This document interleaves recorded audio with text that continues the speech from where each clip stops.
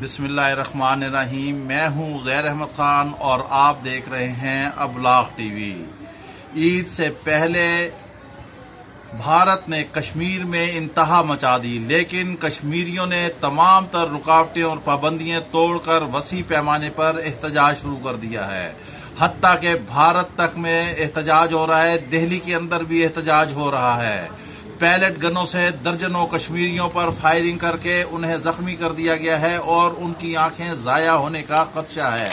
اس وقت مقبوضہ کشمیر میں وسیع پیمانے پر احتجاج کیا جا رہا ہے اور بھارتی فوج درندوں کی طرح نہتے کشمیریوں پر فائرنگ کر رہی ہے۔ دوسری بات یہ کہ آج عید کا اہم ترین دن ہے اور وہاں پر حج کا خطبہ بھی دیا گیا ہے، جس میں حج کا خطبہ دیتے ہوئے امام صاحب نے کہا کہ اس وقت مسلم امہ کے اتحاد کی ضرورت ہے۔ فرقہ بازی جو ہے وہ نقصان دہ ہے۔ تمام مسلم امہ کو متحد ہو کر چلنا پڑے گا۔ مسلمان ایک دوسرے کے لیے بہن بھائی کی طرح ہیں۔ اگر ایک مسلمان کو دنیا میں کہیں بھی تکلیف ہو تو دیگر مسلمانوں کو بھی اس کی تکلیف کا احساس کرنا چاہیے۔ فلسطین میں بھی اسرائیل نے فائرنگ کر کے 4 کشمیریوں کو شہید کر دیا ہے۔ مقبوضہ کشمیر میں جہاں بھارت میں احتجاج ہو رہا ہے، وہاں پر لداخ کے عوام بھی بھارت کے خلاف نکل آئے ہیں۔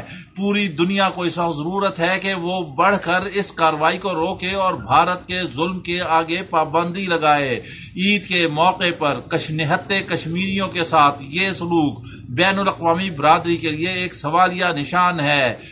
دوسری ایک اہم بات ہم آپ کو یہاں بتاتے چلیں کہ نریندر مودی نے جو شقیں چینج کی ہیں، اس کے بعد لاکھوں کشمیریوں کے اکاؤنٹ میں فی کس کے حساب سے 4000 روپے منتقل کر دیے ہیں تاکہ وہ وہاں پر کاروبار کر سکیں۔ نیز بھارت سے خصوصی طور پر ہندوؤں کو پیسہ دے کر مقبوضہ وادی میں بھیجا جا رہا ہے تاکہ وہ وہاں آ کر اپنا کاروبار کریں، جائیدادیں خریدیں اور کشمیریوں کو اقلیت بنانے میں کامیاب ہو جائیں۔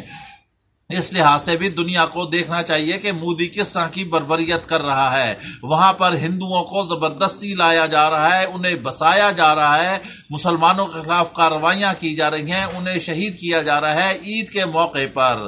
نیز ایک اور ہم آپ کو خبر دیں کہ مودی نے وہاں پر باقاعدہ بندوبست کر لیا ہے کہ مسلمانوں کو وادی میں نماز عید ادا نہیں کرنے دی جائے گی۔ تمام جامع مساجد کو سیل کیا جا رہا ہے اور لوگوں کو مجبور کیا جا رہا ہے کہ وہ وہیں پر اپنے نزدیکی مسجدوں میں نماز ادا کریں۔ اگر آج بھی دنیا یہ خاموش رہی تو بہت خطرناک اس کے نتائج برآمد ہوں گے۔ اس کے ساتھ ہی ہمیں اجازت دیجیے، اپنا خیال رکھیے گا۔ اللہ حافظ۔